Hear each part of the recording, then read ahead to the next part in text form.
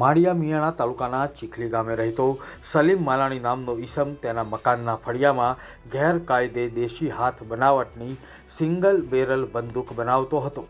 બાતમીને આધારે આરોપીના ઘરે રેડ કરતા પોલીસે દેશી 12 બોર સિંગલ બેરલ બંદૂક નંગ 1 અને કિંમત ₹20,000, હથિયાર બનાવવાના સાધનો સહિત 19,000નો મુદ્દામાલ જપ્ત કર્યો છે.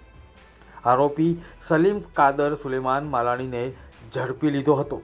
અન્ય આરોપી સિદ્દીક ઉર્ફે સીદો ઉમેદ અલી કાજડિયાનું નામ પણ ખુલ્યું છે. પોલીસે આર્મ્સ એક્ટ હેઠળ ગુનો નોંધીને વધુ તપાસ હાથ ધરી છે.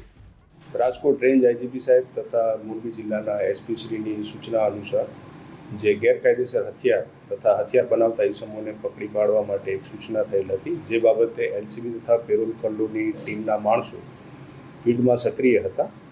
ત્યાં તેઓને સંયુક્ત રીતે ખાનગી એક બાતમી મળેલ હતી કે માળિયા મિયાણા તાલુકાના એક ગામ ચીખલી ગામે મફતિયાપરામાં એક જે સલીમભાઈ કાદરભાઈ મિયાણા તેમના રહેણાંક મકાનના પાછળના ભાગે ગેરકાયદેસર હથિયાર બનાવે છે તથા રિપેરિંગ કરે છે તેવી બાતમી મળતા ત્યાં રેડ કરતા આ સલીમભાઈ ત્યાં આગળ આ પ્રકારની પ્રવૃત્તિ કરતા હોવાનું ધ્યાનમાં આવેલ, જેથી તેમની ધરપકડ કરવામાં આવી હતી. આ સલીમભાઈ તે પોતે યુટ્યુબના વિડીયો જોઈને હથિયાર કેવી રીતે બનાવી શકાય તથા તેનું રિપેરિંગ કઈ રીતે થઈ શકે તે બાબતે પોતે જાતે શીખ્યા હોવાનું જણાવેલ છે. તથા જે તેમાં સામગ્રીમાં જે ગન પાવડર જે યુઝ કરો તો એ ગન પાવડર ફટાકડાના ગંધક તથા મીઠા બાવળની રાખ એ મિક્સ કરીને તેઓએ આ ગન પાવડરનું જાતેથી જ એક ઉત્પાદન કરેલ હોવાનું જાણવા મળ્યું છે. તથા ભંગારમાંથી ખાલી કાર્ટ્રીજ એની અંદર આ જે ગન પાવડર તથા જે લોખંડના છરા એ બધું મિક્સ કરીને તેના પર જે ચાંદલિયા જે આપણે દિવાળીમાં જે ટીકડી ફોડીએ છીએ એ ચાંદલિયાની જે હોય ટીકડી એને ઇગ્નાઇટર તરીકે તેમાં યુઝ કરેલ હતું. તેમની પાસેથી એક 12 બોર સિંગલ બેરલ બંદૂક, એક વેલ્ડિંગ મશીન, એક ગ્રાઇન્ડર મશીન, એક ડ્રિલ મશીન આ બધી વસ્તુઓ કબજે લેવામાં આવી છે.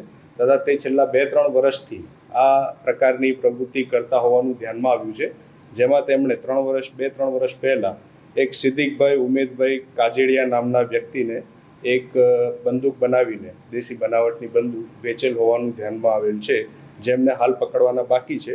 તથા જે આ પોતે જે બનાવનાર છે સલીમભાઈ કાદરભાઈ સુલેમાનભાઈ મિયાણા રહેઠાણ ચીખલી ગામ તેમની ધરપકડ કરવામાં આવી છે. અત્યાર સુધીમાં 2 હથિયાર બનાવ્યા હોવાનું ધ્યાનમાં આવ્યું છે, જેમાંથી એક તેમણે આ સિદ્દીકભાઈ ઉમેદભાઈ કાજડિયાને વેચેલ હોવાનું જણાવ્યું છે. 2 હથિયારનું ધ્યાનમાં આવ્યું છે પૂછપરછ દરમિયાન. હજી પૂછપરછ ચાલુ જ છે અને ટોટલ જે એમણે કાર્ટ્રીજ છે તે 60 જેવા બનાવેલ છે અત્યાર સુધી. સાહેબ, આજે હથિયાર બનાવતા એનો ઉપયોગ કઈ જગ્યાએ કરતા, શા માટે હથિયાર રાખતા એવું નહીં, તે બાબતની હજુ તપાસ ચાલુ છે. એની પાસે કોણ હથિયાર રિપેરિંગ કરાવવા અત્યાર સુધી? હથિયાર રિપેરિંગ માટે આ જે ભાઈને એમણે વેચ્યું હતું 2-3 વર્ષ પહેલા સિદ્દીકભાઈને, તે પોતે જ અત્યારે હથિયાર રિપેરિંગ માટે મતલબ તેનો હાથો હતો એ રિપેર કરવા માટે તે લઈને પાછા આવેલ હતા. એ હથિયાર આમની પાસે હતું સલીમભાઈ પાસે, એ હથિયાર સહિત આ પકડાયા છે. નહીં, હજી સુધી એવી કાર્યવાહી નથી કરી. હજી સુધી કેટલી ચેનલ્સમાંથી એમણે પોતે આ જોયેલ છે, તેમની હિસ્ટ્રી જે છે વેબ હિસ્ટ્રી આખી અત્યારે ચેક કરવામાં આવી રહી છે.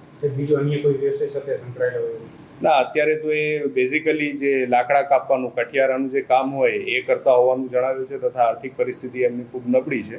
એ સિવાય કોઈ હજુ વધારે એક માહિતી મળેલ નથી. કોઈ ગુનાહિત ઇતિહાસ ધરાવતો? ના, તે બાબતે પણ તપાસ ચાલુ છે, પણ કંઈ મળેલ નથી.